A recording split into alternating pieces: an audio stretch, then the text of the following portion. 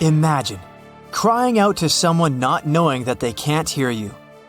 This is the story of the loneliest whale swimming in the oceans. Scientists can only refer to the whale as a 52 Hz whale, or a 52 whale for short. They call it that because they picked up its sound pitch similar to a blue whale's frequency, which is between 10 and 39 Hz. Whales, like many animals, communicate with frequencies only they can understand. This whale in particular is known as the only one of its kind, since no other whale produces the same frequency. It's almost like a ghost, since no one has ever seen this whale in person or through footage. We only have recordings via hydrophones. It's been swimming around for decades and was first heard in the late 1980s up until 2010. Scientists have been receiving the whale's cry in the Pacific Ocean yearly, from August to December. Between January and February, it moves out of range. Scientists are still wrapping their heads around what this whale could be. Some are saying that it could be a blue whale hybrid of some kind, while others are suggesting that it could simply be a blue whale but with a special condition. Some think that the whale might not hear properly or cannot hear at all. But the fact that the blue whale has been around for such a long time means it's most probably a healthy whale. We know that the whale resides somewhere in the North Pacific, but scientists still haven't seen it for the past 30 years.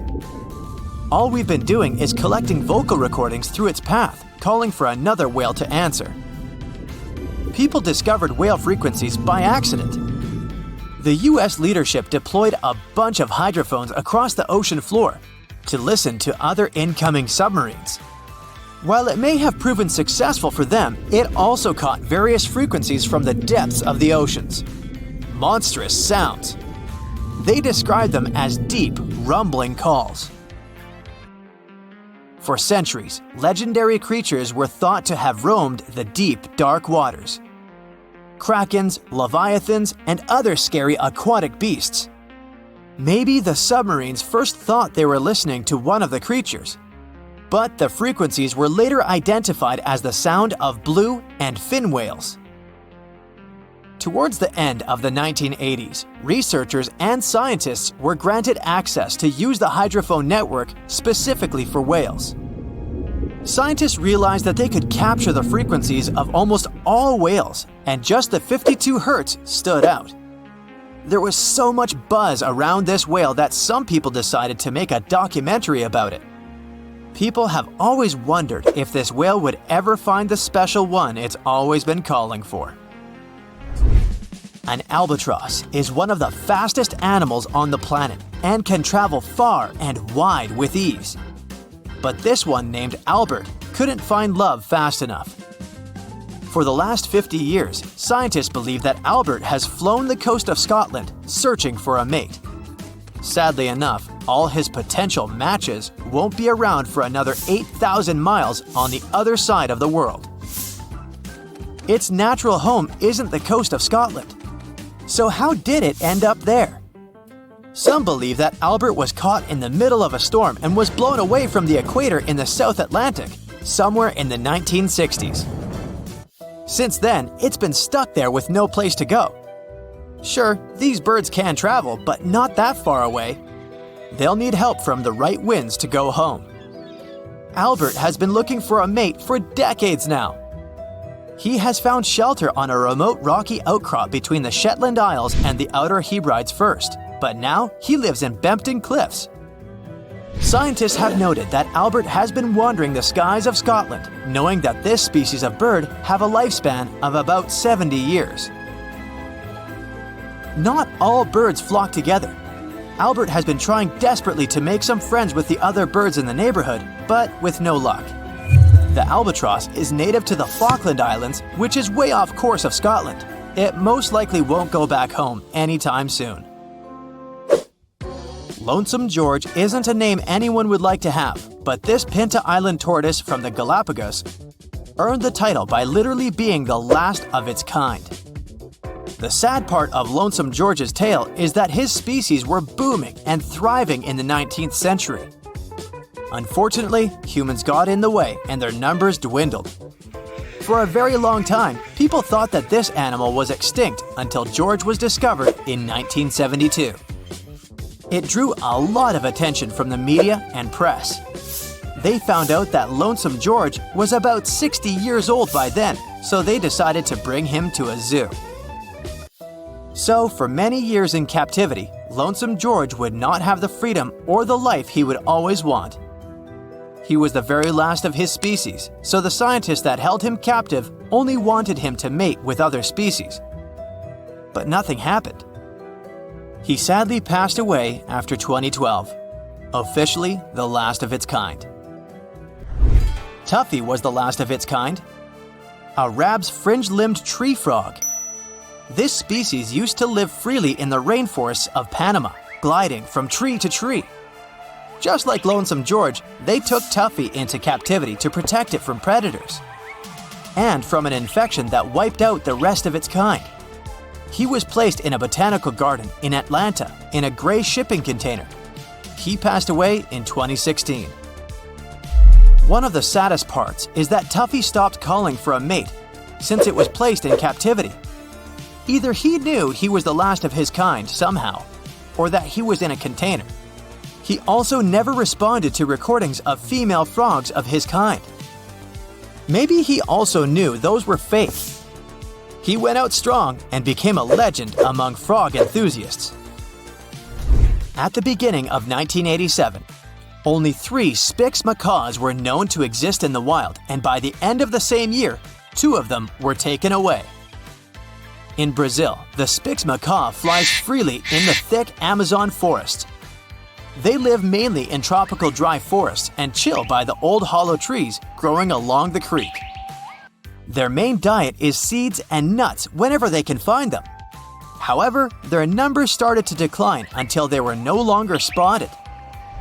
In 1995, a bunch of scientists went on a journey to save the rarest bird at the time.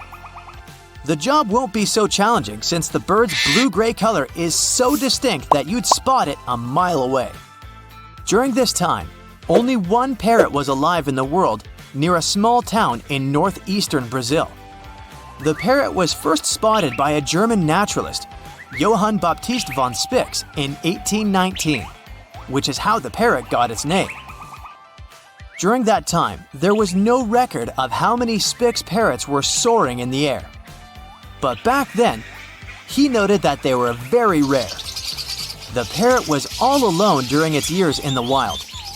It's extremely difficult to spot it and to put a tracker to see its whereabouts. However, unknowingly, there were still many Spix's parrots alive and well in captivity who have never felt the real joy of stretching their wings and soaring from tree to tree. After successful breeding, scientists have now released 47 healthy parrots into the wild, which is enough to kickstart the species again. But this time, the scientists were not going to take any risks and decided to put metal bands around the trees with hollow nests. This will prevent natural predators like jaguars or opossums. It would have been better if the last Spix's parrot found a mate and was able to start a family. Sadly, we'll never know. All we can rejoice in is the fact that these blue wonders are back in their natural habitat, where they belong. Hello and welcome to the Survive No Matter What show. Today, our host Alberto will perform a crazy trick. Last year, he lived in a cave with a grizzly bear for 2 months and managed to survive. Do you remember how Alberto smeared himself with minced meat and jumped into a pool with piranhas? I hope you haven't forgotten how Alberto grilled a barbecue on an awakened volcano. Well, forget it. Today, Alberto will do the most dangerous and crazy trick in his life. Especially for you, dear viewers, he will get swallowed by a giant blue whale. Alberto goes to the North Atlantic. It's a vast area of water where you can meet blue whales and cachalots. He gets on a yacht and sails far from the shore. He's going to look for whales using echolocation and binoculars. A few days have passed. Alberto sits on board and studies the horizon. The sonar detects some movement. He looks toward the signal and sees a water fountain rising into the sky. It's a giant blue whale. the largest mammal on the planet. Yes, it's a mammal, not a fish. So, Alberto smears himself with oil to easily squeeze into the whale's throat. He takes an oxygen mask and jumps into the water. The blue whale opens its mouth and absorbs a massive amount of water. Its mouth is filled with whalebone. These are the bristles that replace teeth. They consist of keratin protein. People's hair and nails are made of it. The whale draws in water and then pushes it out. The bristles prevent small fish and plankton from leaving the mouth along with the liquid. Whalebone is like a filter. Alberto swims closer. The whale takes a sip. It absorbs several dozen gallons of water and sucks up Alberto. Our hero is inside the storm. The water splashes in different directions, and a giant tongue, the size of an elephant, throws Alberto on different sides. Alberto tries to get to the throat, but the water splashes back out. Alberto slides along the tongue to the mouth's exit, but the whale closes his mouth, and he crashes into the whalebone. It's a little painful. A couple of bristles even fall off. The tongue wants to push him out, but Alberto manages to squeeze into its throat. But here, he meets a block. He can't go further because of the structure of the whale. This colossal animal's throat is tiny, the size of a fist, but it can stretch. Alberto had foreseen this. That's why he smeared himself with oil. He stretches out to his full height and jumps into the throat. Now our hero finds himself inside a narrow esophagus. He slides on it like a slide in a water park. Then his speed decreases. The space becomes narrower. Now Alberto is crawling forward with difficulty. It's very slippery here, and Alberto can barely move. The esophagus contracts and pushes Alberto further. Now he's inside the stomach. It's dark, cramped, and smells awful. Alberto wants to light a match, but his pockets are entirely wet. And it's a bad idea to make a fire here. Firstly, there's almost no oxygen, which means no chance for a fire. Secondly, various chemical reactions occur inside the stomach, creating explosive gases. Alberto doesn't want that. He takes out a flashlight and examines the place. The walls of the stomach are narrow and constantly pulsating. Alberto can't stand up to his full height. He's knee-deep in some liquid. He sees skeletons of fish, shipwrecks, supermarket baskets, DVDs, a lamp, and a Moby Dick book around him. No, that's not true, as you're unlikely to find anything interesting inside a whale's stomach. Maybe a plastic bottle or some small squid. By the way, a cachalot, unlike a blue whale, has a wide and long throat. This allows it to swallow large prey whole. Technically, it can swallow a human with one sip. Anyway, you can find many exciting things in the cachalot's stomach. Once, this creature swallowed a giant squid whole. The length of these squids can reach 46 feet. That's the size of a small bus. But the cachalot managed to swallow such prey thanks to the flexible structure of the squid's body. Okay, now let's get back to Alberto. There's a terrible smell in the whale's stomach. Plankton and small fish are digested in gastric juice. And, wait, why does it hurt so much? Alberto feels the stomach juice splitting his suit. Alberto tries to get up, but it's too crowded in here. He hits the stomach walls with his hands, but nothing happens. The stomach narrows and squeezes Alberto more and more. The juice irritates his skin. Alberto shouts and waves his legs in different directions. He wants to cause a gag reflex, but it doesn't work. Alberto is desperate, and he doesn't know what to do. It seems that this is his last adventure. He closes his eyes and takes a deep breath. Stop. A deep breath. Precisely! Alberto opens the oxygen tank and fills the stomach with fresh air. Now the whale begins to bloat and is filled with gas. The stomach is throbbing, the juice is foaming, and it seems a storm is coming. The walls contract so much that they squeeze Alberto out through the esophagus. Together with the remains of fish and juice, he moves forward. The esophagus is getting narrower. Alberto finds it hard to breathe, but he sees the light at the end of the tunnel. The whale spits him out. Alberto is alive. He's happy that he managed to escape such an adventure unharmed. He returns to the boat and sails to the shore. But wait a minute. What's that swimming by right now? It's a cachalot. What a stroke of luck. Alberto dives into the water again. He's heading straight for the mouth of this huge animal. The cachalot absorbs water. Several fish and an octopus get there along with Alberto. The cachalot pushes him with its tongue in different directions and swallows all the prey. The throat is wide enough, and Alberto easily manages to get there. But there's another problem. Alberto is already in a very tight esophagus where he can hardly breathe. And he doesn't have an oxygen tank. Alberto feels like he's been wrapped tightly in duct tape. He can't do anything, and there's no air here. He squeezes deep into the esophagus and feels that he is not alone here. In addition to the octopus, he feels the movements of large tentacles. Wow! It's a giant squid! And it seems it's still alive. Alberto shakes his whole body, but can't change anything. He loses consciousness. The stomach walls are pressing on his face. At this point, Alberto bites it. An earthquake begins. All that lay in the stomach comes out. Finally, Alberto is outside. A colossal squid swims away as far as possible. It seems it hasn't understood what happened to it. Our hero climbs onto the yacht. He's the happiest person on the planet right now. He starts the engine and heads to the shore. You must understand that Alberto's story is purely hypothetical. Of course, in reality, a whale wouldn't be able to swallow a human. Reports that a person ended up in a whale's stomach are overgrown with myths and legends. Yes, there were cases when people got into their giant mouths, but they didn't go through the throat. One day a diver got there, but he miraculously survived thanks to scuba diving equipment that helped him breathe. Another case occurred with people who were kayaking. When a humpback whale catches fish, it swims up to the surface with its mouth open. It's like a grid that rises from below. Those guys on the kayaks were too close and fell into the whale's mouth. Anyway, don't worry, a whale can't swallow you. It's impossible. But it is possible for a cachalot. The good news is that this is a rare animal. The probability of getting into its stomach is 1 in a billion. It's more likely that a meteorite will fall near you. Most people on Earth will never see a cachalot in real life. These animals swim worldwide in open oceans, but spend most of their time at a depth of about 10,000 feet. That's 10 times the height of the Eiffel Tower, but just in the ocean. The Megalodon was the biggest shark to ever live. Not only that, it's one of the biggest fish and the largest predator in Earth's history. Over 3 times longer than the biggest great white shark on record, the females have also been found to be twice the size of the males.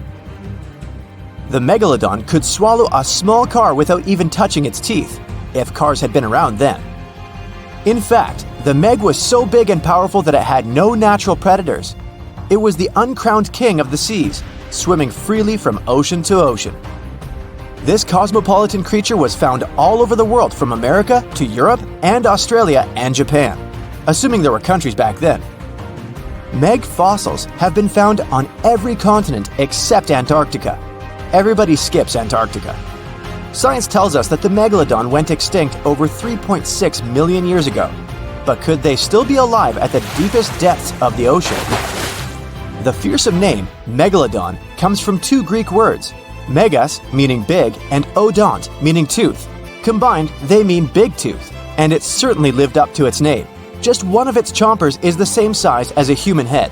It had 276 humongous teeth in total, across 5 terrifying rows. In all of history, only a couple of saber-toothed cats and the T-Rex had consistently bigger teeth. Now that's a showdown I'd like to watch.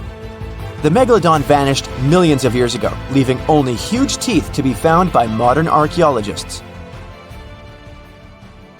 Only around 80% of the ocean has been explored, so who knows what's lurking at the bottom. If you did manage to make it down, it's unlikely that you'll run into Meg though. The sharks, like us, preferred warm coastal waters. Deep ocean living would be too cold for the beasts, and food would be scarce. Their entire bodies would also have to evolve to avoid being squished by the enormous water pressure down there. It's unlikely that they're still around, but not impossible. Now, about the appearance of the Megalodon. Scientists believe it didn't look like a great white shark. The Megalodon belongs to a different fish family and most likely looked like a giant sand tiger shark. Flattened snout, small eyes. Its dorsal fin moved backward. The sand shark has two dorsal fins about the same size. The coloration is light brown with a white belly. It may have had brown-red spots like a sand shark all over its body. We used to think of the Megalodon as something scary from the first finds of its fossils. That was back in the Renaissance era. People found some teeth in the rocks. At first, these teeth were thought to be the tongues of dragons or snakes. And here is the first drawing of what the owner of these teeth supposedly looked like. A massive snout with a scary nose and a bunch of razor-sharp teeth. The Megalodon is usually described as a sort of giant great white shark, but this is just a common myth. In fact, the ancestors of today's great white existed at the same time as the Meg. But they weren't the best buddies and were even in competition with each other. The great white shark was a better hunter, using its smaller size and agility to snap up Meg's prey quickly. They were also known to eat Meg pups, who were only half their size. This didn't help the whole extinction thing. We also have evidence that megalodons were brutal hunters, kings of the food chain. The first combat tool in their arsenal was the battering ram. The Megalodon would take its prey by surprise. It had only one chance to hit it. If it missed, it would take too long for a second round. The maneuverability of the Megalodon was comparable to a large truck. While a great white was no match for an adult Meg in a head-to-head fight, they sure weren't scared of stealing their food. This only left the bigger fish and whales for the Meg. But its food supplies began to run out as the whales swam to the cooler new seas. The whales adapted to prefer the colder temperatures, leaving our friend the Meg behind. The Megalodons either starved or were frozen into extinction by the Ice Age. Rather than a great white, the Megalodon is more like a modern bull shark. It had a short snout, a flat lower jaw, and huge pectoral fins to support its massive weight and size. As scary as they are, these sharks were actually caring family guys. Several Megalodon nursery areas have been discovered in Florida, Maryland, and Panama. They gave birth to their young in shallow water environments. We know this from discovering loads of tiny Megalodon teeth found in these areas. I wonder if they had nannies too. But how come there are so many Megalodon teeth out there for us to analyze? Due to their messy, aggressive eating habits, sharks regularly lose their teeth. They lose a set of teeth every 1 to 2 weeks. That's 40,000 teeth in a lifetime. They must rake in a fortune from the tooth fairy. Because of this, their teeth were continually raining down to the ocean floor. Luckily for us, they're also the hardest part of the shark skeleton, which is why so many teeth have survived and become fossilized. It's fair to say the first discoveries of the Meg's teeth confused people. Early discoverers thought that the Meg's teeth were petrified tongues of ancient serpent creatures. They even used to call them tongue stones. It's also a common myth that the Megalodon was around at the same time as the dinosaurs, although this would have been pretty cool. The dinosaurs were wiped out around 66 million years ago, but the Megalodons came much later. The oldest Meg fossil is only around 23 million years old, but it's tricky to pinpoint the exact date. After all, calendars weren't invented yet. They became extinct way before humans even evolved. The earliest Homo sapiens, which is a fancy name for the first humans, emerged about 2.5 million years ago. But what if the Megalodon shark didn't go extinct? Whale populations have dropped drastically since these guys were last around, so there'd be way fewer whales for them to chomp down on. Whales have also gotten a lot smarter and learned new defensive moves, making them way harder to take down. It's estimated that they ate around 12 tons of food each day. The Kraken is a colossal squid, a legendary sea monster, the biggest hunk of calamari you ever saw. And if this monster had existed, the world would have changed beyond recognition. The Kraken has powerful tentacles, solid muscles with suckers at the end. They're impossible to escape. The Kraken can break a ship in half, or just pull it down into the depths. But the worst thing about the Kraken is its size. According to old sailors' stories, its size is almost 10 soccer fields. Hey, maybe the Kraken could play soccer. The Kraken legends said the monster was so giant that sailors mistook it for a small island. In past centuries, it would have been impossible to defeat such a beast. If the Kraken existed in reality, it might have had offspring. Yeah. In all the world's oceans, there would be giant monsters that could sink any ship. It's unlikely that the Kraken would have competitors in its habitat, so its population would grow strongly. Since the Kraken is enormous, it would need a lot of food, so the population of other large sea animals would fall significantly. Blue whales, great white sharks, other giant squids, all the big sea creatures would be endangered. The Kraken belongs to the cephalopod genus. This species includes squid and octopus, some of the most intelligent creatures on the planet. The Kraken is a skilled hunter and will never fight in the open. Colossal squids live in deep waters and they have the largest eyes among all animals. The squid's eye is the size of a dinner plate. Thanks to this, they can see their prey from far away. Similarly, a Kraken would spot the ship much sooner than sonar could pick up the Kraken. It would always have the drop on you. Well, that's not good. In 1857, a squid beak was discovered on the coast of Denmark. Other huge squid remains were found in the Bahamas, and then scientists were convinced that gigantic squids existed. While colossal squid have been officially discovered since then, it's been more than 100 years and we still don't know what the max size they can grow to. The fact is, colossal squids are one of the most elusive creatures on Earth. They live in the depths of the ocean where it's challenging for scientists to reach. Any dive to a greater depth requires powerful, bulky equipment. Underwater bathyscaphs and cameras make a lot of noise and light, which squids notice from afar. They flee before we can see them. It's difficult to say if these huge squids were the size of a small island, but the truth is, we've only studied about 5% of the ocean. It may be that in its depths, monsters much more terrible than the Kraken swim.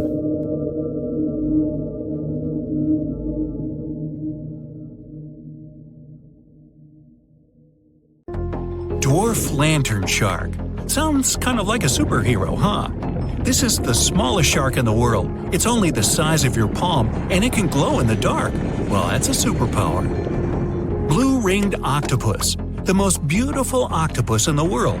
But the bright colors of animals usually indicate they're venomous. An antidote to its venom is yet to be found, although this little guy is the size of a TV remote. Sarcastic fringehead. Though this fish is only 12 inches long, it can eat prey much larger.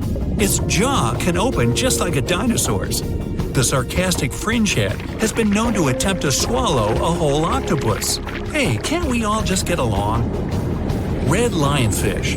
This beauty has an incredible appetite.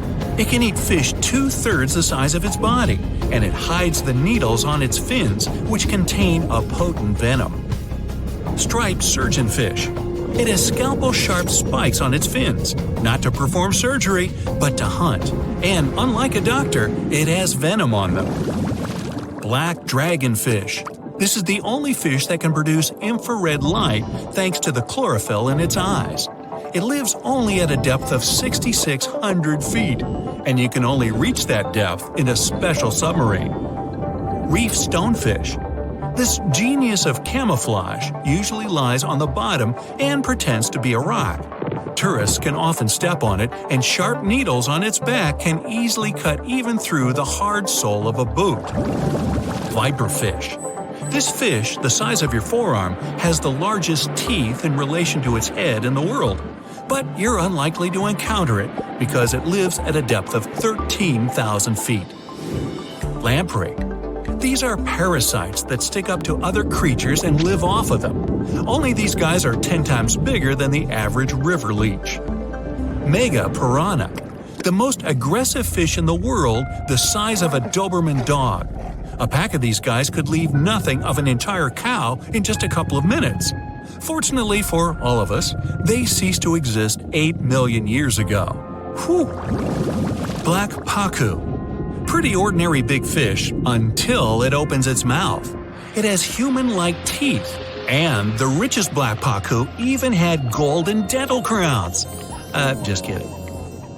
Payara, the most dangerous freshwater resident. It can swallow prey half its size. Even piranhas fear this monster. Anglerfish. It has a fishing rod on its head. It's a bait that lures small fish right into the mouth of this hunter. Slender snipe eel. It's very long and flexible due to the number of vertebrae in its back. There are 750 of them. By comparison, we only have 33 to 34 vertebrae. Barracuda. Its jaw is similar to that of a great white shark, but its trademark is speed. It would beat any Olympic swimmer at 29 miles per hour. Ocean sunfish. It's a fish the size of an adult person, and it's the heaviest bony fish in the world.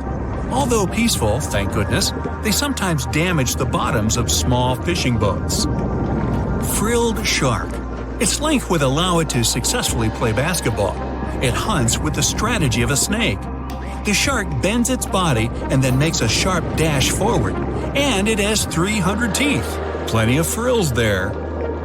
Electric eel. Its feature is its electrical organs, which can discharge 4 times as much as a normal household socket. The electric eel shock can easily stun a large horse. Box jellyfish. It doesn't just drift in the waves near a shore like a regular jellyfish. Oh no! These guys are very fast and can even catch up with a person in the water. And their sting is hazardous. They don't look for trouble, but they're always ready to defend themselves. Goblin shark. Its snout ends in a long blade-like outgrowth, and its jaw could extend all the way to the end of the snout. It's one of the most terrifying sharks in the world, despite its tender pink color. Saltwater crocodile. This is the most bad-tempered crocodile on the planet, and one of the largest at 20 feet. They're not afraid of humans and only consider us as food. Hey, don't snack on me. Great white shark, the most notorious inhabitant of the oceans. Once, a great white shark pierced the bottom of a tourist yacht. The boat sank, but luckily no one was injured or eaten. Greenland shark. These are the real long livers of the marine world. They have a very slow metabolism and can live up to 300 years. For comparison, the oldest human was 122 years old. Giant oarfish. This fish is as long as a giant anaconda, and it holds the title of the largest bonefish in the world. Giant manta ray. This creature might look like it's smiling, but it'll rush at you without hesitation. They reach up to 16 feet in diameter and have a very sharp spike with a neurotoxin. Great. Orca. They can swim at the speed of a car and are as big as a large minivan. And they're the only sea hunters that can jump out onto the coast and grab their prey there. Dunkleosteus. This guy was the size of a limousine. Although it had no teeth, it had bony plates that gave it one of the strongest bites among sea creatures. Camarasaurus. This is an ancient clam of incredible size, but 90% of its entire body was a cone shell. It was heavy, which prevented it from moving very fast. So most of the time, Camarasaurus lay motionless on the bottom, waiting for small fish to swim by. Kronosaurus. It was similar to a crocodile, only several times larger. The remains of one of them contained dinosaur bones, so Kronosaurus hunted not only in the sea, but also on land. Helicoprion. One of the few species to survive the Triassic extinction event. It did so thanks to its high intelligence and a powerful fighting tool, the circular saw-shaped jaw on its nose. Elasmosaurus. Its appearance resembles a giraffe, only twice as big. And these guys were real travelers. They swallowed small rocks to grind their food. 300 rocks from all over the world were found in the remains of one of them. Colossal squid. It weighs as much as 2 polar bears and is 5 times as long as a human. They're extremely rare, but still exist far out in the cold waters of our planet. Humpback whale. Like ordinary whales, they feed on plankton and small fish, using their mouth as a huge net. They use their giant tail to stun large schools of fish. Mosasaurus. Aren't you impressed that I can say these Latin names? No? Oh well. The Mosasaurus were as big as a subway car and were the kings of the seas 66 million years ago. Their jaw and skull were snake-like, and they could swallow their prey whole. Today, we can still find their relatives, the monitor lizards. They monitor where you go. Not really. Melville's Leviathan. Now this guy had the biggest teeth ever known. They were basically as big as half your hand, and their appearance resembled something between an orca and a sperm whale. Leadsichthys. They were bigger than a school bus, but they weren't hunters. Their large size prevented them from being fast, so they fed mostly on plankton. Megalodon. Ooh, the most famous ancient sea creature. They were heavier than a tank or even a small house. Some people think they're still living in the deep waters of the ocean, but this, of course, is not true. Basilosaurus. Giant ancestors of modern whales. They had large lower limbs. Perhaps it's because they used to be land creatures, but in the course of evolution, they gradually moved into the water. Cachalot. Sounds like it should have been on a baseball team. They were almost as long as a basketball court. Their brains weighed 15 pounds. That's 7 times the weight of a human brain. Sei whale. Okay, whale. Actually, it's its name, not a command. One of the best swimmers of all whales. Sei whale could go up to 31 miles per hour and dive deeper than the height of the Empire State Building. Shastosaurus. Though only bones remain of this monster, calculations say it was as long as a tennis court or as a truck and trailer. Blue whale. The largest mammal to ever live on our planet. Its heart alone weighs as much as a big motorcycle, and its veins are as wide as a big pot. And these guys can sing songs. Lion's mane jellyfish. The world's largest jellyfish. It has a hat 7 feet wide and tentacles as long as a 10-story building. Although they're not dangerous at all, people can still get tangled in their incredible tentacles like in a net. Portuguese man-o'-war.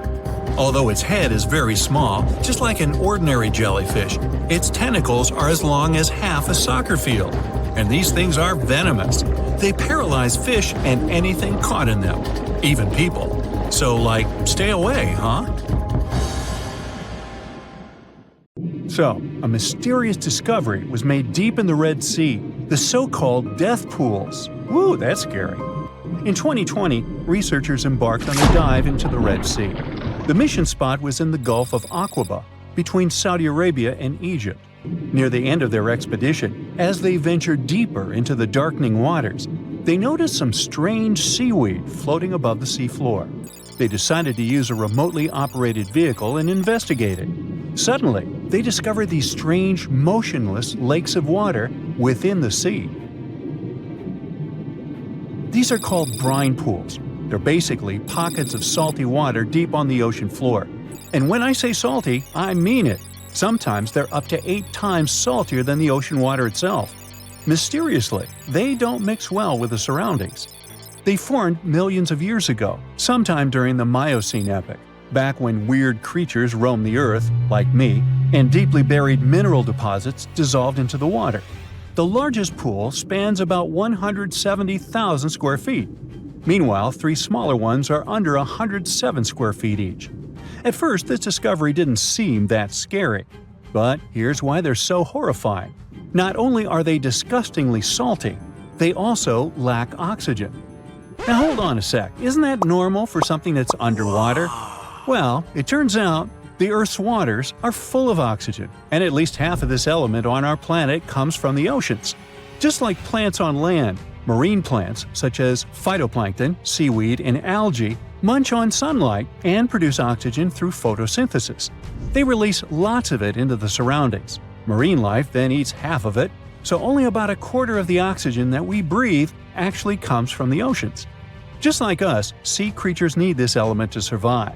Without it, they can't breathe and support their metabolism to live. That's why these pools are super dangerous for most of them. It's like a puddle of thick syrup for bugs. When they get in, the poor things immediately suffocate and pass away. Which is why the pools are surrounded by a graveyard of marine animals. But let's see how these things can exist in the first place. Have you ever tried making ice cubes from salty water? Spoiler, it's pretty hard. When you add salt, The water gets harder than usual to freeze, a phenomenon that has a funny name – freezing point depression. Oh, that's because salt interferes with the hydrogen bonds between water molecules. As it finally freezes, stuff like particles, dirt, or dissolved salts get pushed out to the sides. As a result, the salt's kind of squeezed out of the ice crystals and gets trapped near the edges in small bubbles or pockets. Something similar happens in the ocean when seawater starts freezing under super cold polar caps.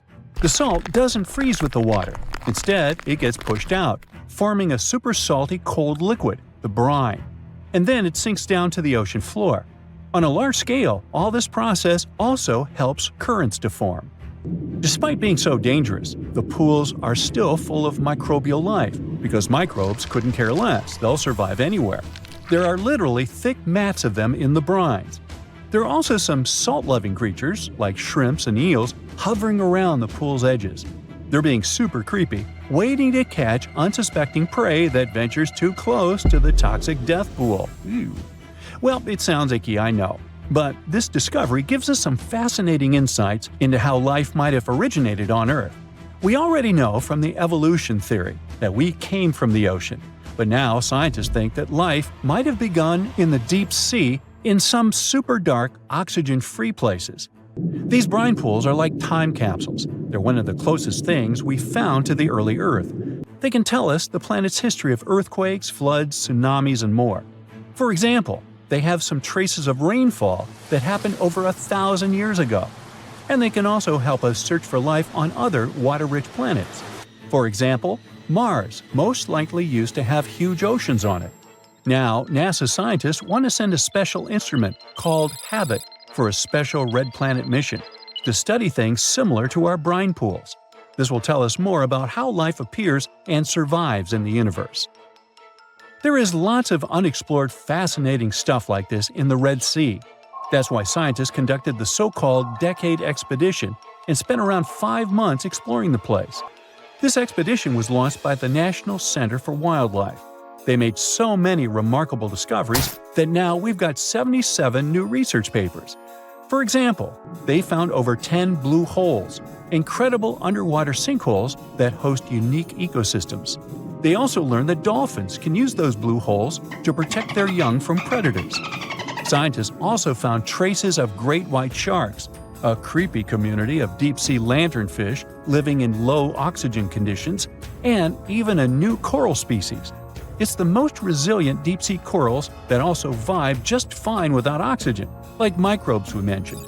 Speaking of which, research also showed us some new ancient thermal vents and large blobs of microbial formations near Farasand Island. Now, can you believe that with all that, we only explored 5% of the ocean? It's divided into several layers based on depth. Each layer becomes darker and more isolated from sunlight as we go deeper. The places that no sunlight can reach are terrifying. Now, the fun, cute layer with dolphins and turtles is called the epipelagic or sunlight zone. It's so tiny, but even this layer is about 650 feet deep. Then we have the mesopelagic or twilight zone. It's the layer of mysterious octopus, shark, and other loners which extend to about 3,000 feet down. And then the horrors begin after this one. We encounter the bathypelagic or midnight zone. It extends to 13,000 feet below the surface, about a half of Everest above you. Here we have the famous poor blobfish, squids, and anglerfish. Below it is the abyssal zone. It extends to about 20,000 feet deep. Since there's not much sunlight or oxygen, as we mentioned, most creatures here are quite small, like tube worms and shrimp. The darkness continues until we arrive at the scariest place of the planet, the place full of trenches formed by tectonic plate movements, the Hadal Zone. It's named after Hades, the deity of the underworld in Greek mythology. Just like Hades' realm is dark, remote, and guarded, the Hadal Zone is the deepest and most depressing part of the ocean. It starts at depths of around 20,000 feet and can go down to 36,000 feet and more. The famous Mariana Trench also belongs to this zone. Only 3 people in history have ever explored these depths in person, making it one of the least explored and most mysterious places on our planet. However, despite crazy high pressure, near freezing temperatures, and complete darkness, there are still things who manage to survive here. Guys like amphipods, which are critters who feed on dead material sinking from above, and the hadal snailfish, which lives as deep as 27,000 feet. So scientists used to assume that if there's no sunlight, there wouldn't be that much oxygen around. But one day, a research team decided to measure the levels of oxygen in one of those deep zones. Surprisingly, the levels were super high. They checked the equipment thinking that it was malfunctioning, but nope, all the sensors showed the same thing. Turns out the oxygen was somehow generated by rocks. These small potato-sized rocks on the seafloor are called polymetallic nodules. They're rich in metals like copper, nickel, and cobalt, and they're basically like small batteries. When you put a battery in salt water, it can produce bubbles of gas, a process called electrolysis. In the same way, these rocks create tiny electric currents, which are powerful enough to produce the same gases, splitting water molecules into hydrogen and oxygen. It's the first time we saw oxygen being produced by some non-living minerals. This is what scientists now call dark oxygen. It turned out that about half of large marine species, or megafauna, were living just on dark oxygen alone. All these discoveries are reshaping our understanding of where and how life could evolve. It means that we might be able to find life on other planets or satellites with low oxygen conditions, like Enceladus and Europa, the moons of Jupiter and Saturn, and they have large bodies of frozen water on them. Wow! So imagine stumbling upon a creature so huge it could dwarf even the largest known marine animals today. Scientists discovered the fossils of this beast on England's coast and believe it once ruled the waves. The new species was named Ichthyotitan severnensis, but thankfully for me, scientists nicknamed it the Little Stock Monster. Its estimated lengths range from 72 to 85 feet long, almost as big as a blue whale. Megalodon can't even compare to this. It was only about 60 feet long. And what's crazy is that this fossil we found wasn't even an adult, so who knows what their actual size was. The first piece of the Little Stock Monster was discovered in 2016 in the Westbury Formation. Researchers found a 3-foot-long jaw part that belonged to an unknown species. For years, this single fragment had been driving them crazy because they had no idea what that animal was. Then, in 2020, a miracle happened, of sorts.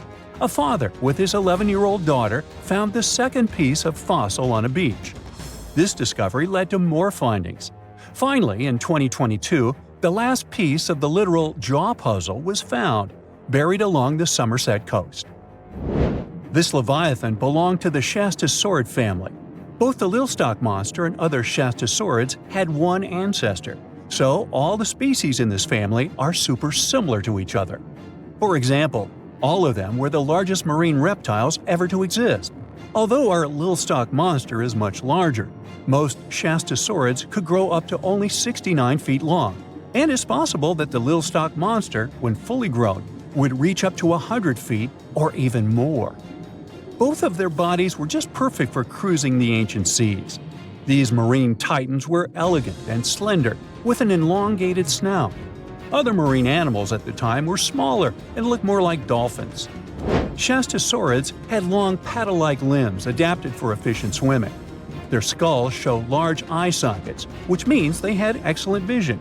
If you were in the ocean, no matter what time it was or where you were hiding, they could spot you. They were also incredibly fast and could dive to great depths. Of course, all these things made them the most terrifying predators.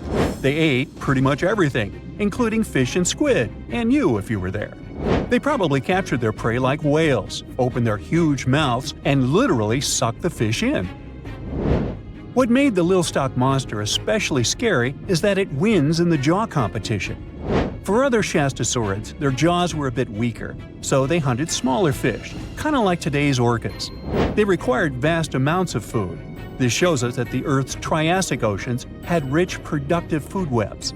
But the Little Stock Monster has this unique feature. It could open its jaw almost 90 degrees upwards. It also had tons of powerful muscles around. Its jaws were horrifyingly strong. So while others were hunting some squids, The Lilstock monster probably hunted large fish and even other marine reptiles. Fossils of Shastosaurids have been found everywhere in the world, from North America to Asia. This means that these creatures dominated and terrorized the oceans for millions of years, although even they weren't completely safe from scavengers. And that's exactly why we struggle to find these fossils now. Scavengers didn't leave any remnants of them. So, while we have some fossils of this marine family, they mostly remain a mystery for us. They lived in the oceans about 200 million years ago, in the late Triassic period. The Earth looked completely different back then. All continents were united in one Pangaea, a huge landmass. Some parts of this supercontinent were covered with lush conifer forests, while others were dry deserts and open prairies. It was before the famous Jurassic period, but there were already first pterosaurs and amphibians. It seems like those monsters were crazy resilient. The Triassic period was super unstable, but they survived through many changes in the environment. Well, until the last one. The Triassic extinction came out of nowhere. It was one of the Earth's big 5 extinction events. It wiped out almost all species on the planet, including these leviathans. It's still not clear what happened exactly, but it looks like there was a huge tectonic activity. Volcanoes in the oceans were going crazy back then. These massive volcanic eruptions have probably altered the climate and ocean chemistry, leading to the extinction of many species. Scientists have a theory that it might have happened because there was a rain of comets flying to our planet from the Oort cloud. This likely happens about every 200 million years or so. I wasn't around then, so I'm just guessing here. In any case, after the extinction, the Earth took some time to recover. Then it entered the famous Jurassic period. More terrifying sea monsters were on the way. One of them left us a colossal skull. This fossil is 150 million years old, and it also belonged to a sea beast from Jurassic times. They called it the Sea Rex. The name is very fitting. This monster could have broken a car in half with one bite. It was also discovered accidentally. A fossil enthusiast was walking along the Jurassic coast. This place is famous for having tons of ancient fossils, all because of the erosion in stormy weather. Typically, people find small spiral fossils here. However, this time, he discovered a giant sea monster fossil. Excited, he contacted scientists. They arrived at the spot right away and then had to carefully climb down a cliff to search for the rest of the skull. This fragment alone is 6.5 feet long. Turns out it's a newly discovered species of pliosaurs, giant predators of the ancient seas. Pliosaurs were among the largest marine predators ever. Some of them grew up to 40 feet long. They used their huge teeth to snatch and devour prey, including other reptiles. Well, at least those creatures are far gone. But what about the horrors that still live in our oceans? Recently, biologists discovered the world's longest animal, the one that's still alive to this day. They found it off Australia's coast, on the Gascoyne coast, a very mysterious and unexplored place. There, underwater vehicles stumbled upon a frightening 150-foot-long siphonophore. That's twice as long as many blue whales and 3 times as long as a humpback whale. Doesn't it kind of look like one of those toy string worms? But this creature isn't friendly at all. It's a string-like deep-sea predator. What's even more scary is that this isn't actually one creature. It's a colony of small clones working together as one. Basically, collective consciousness. Ooh, Borg. Together, they stretch out like a single long string in the water. This creature might be the longest siphonophore ever found, and it was discovered at a depth of around 2,000 feet. Siphonophores, similar to jellyfish, capture their prey by dangling stinging tentacles in the water. When their tentacles touch small crustaceans and fish, they get paralyzed, and then they're reeled up to the colony's body. Expeditions to Western Australia's underwater canyons were definitely worth it.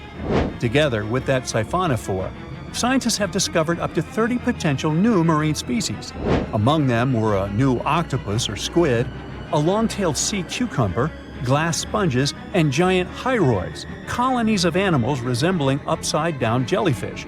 None of them have been seen before in Australia, but most of them weren't as scary as the one that was recently discovered in the Gulf of Mexico. This creature is straight out of a sci-fi thriller. a 26-foot-long manga pinna squid, or bigfin squid. It was discovered near an offshore oil rig at a depth of more than 7,800 feet. It has incredibly long, elastic tentacles, which can be 15 to 20 times longer than its body. It holds them at right angles to its body, making it look even creepier, almost as if it has elbows. And yes, it's another deep-sea predator. These 10 tentacles probably help the squid trap their prey and drag it onto the seafloor. We barely know anything about this extraterrestrial-looking creature because they're very hard to find and study. And if you think their tentacles are awful, just check out these creatures with 20 arms. This thing looks like a facehugger. This new species is lurking in the frozen depths of Antarctica. Experts were searching for cryptic sea animals known as Promachocrinus, or Antarctic feather stars. They're kind of similar to starfish and sea cucumbers, but have an otherworldly appearance and can live up to 6,500 feet below the surface. It's called the Antarctic strawberry feather star. Despite its pretty name, its appearance is anything but cute. It has a bizarre strawberry-like body from which 20 spindly arms branch off. Its coloring ranges from purple to dark reddish, and the arms all have different lengths and thickness. Who knows how many more of such scary creatures we'll discover in the future? Something exciting and kinda unexpected popped out among the rocks of the Ica Valley in Peru. The bones of a really old whale that lived almost 40 million years ago. At first, no one was really impressed because the bones they found were big and weirdly shaped, so people just thought they were looking at giant boulders. I mean, that's cool too, but things got way better when they realized those were the remains of a very large, ancient animal that roamed along the coast of ancient Peru. Plus, it was probably the heaviest creature that ever lived. Sorry, blue whale, I know you worked hard to get to the top. The length of over 100 feet and weight of more than 200 tons brought you the status of the biggest animal on our planet. But it seems you've held the title long enough. Time to hand it over to our next candidate, and that one's really gigantic. This ocean beast was probably shorter than the blue whale, but heavier, with a weight that could be between 93 tons and 370 tons. If it's closer to the higher number, it'll make Perseus the biggest animal ever known to have lived on Earth. And it seems its weight was the result of having extremely thick, dense bones. You can see such bones today in manatees or some other early whales. Dense bones are a great tool for such marine mammals. This feature makes them heavy and allows them to stay submerged most of the time. But at the same time, if their body was too heavy, they would end up sinking all the time, and they would waste too much energy to move back up to the surface. So, to avoid sinking, marine mammals need to have enough lighter tissues, like muscles and fat, to help them float in the water without using too much energy. Now, scientists didn't have the whole skeleton, which makes it hard to tell how big the animal was. But they used the ratio of the heavy bones to the lighter tissues in other marine mammals to estimate the overall weight of this giant ancient whale. Experts found these fossils about 13 years ago and spent the next decade freeing the whale from the rock. Its anatomy and age showed this whale was a cousin of Basilosaurus, a whale that had a long snout full of sharp teeth, and a sleek body similar to that of an eel. Even if Perseus wasn't bigger than the blue whale, it was still a giant that ruled the ocean depths. Unlike modern whales, there's a possibility that this ancient fellow was a predator that liked to go after bigger prey. And this also changes how we see the history of whales.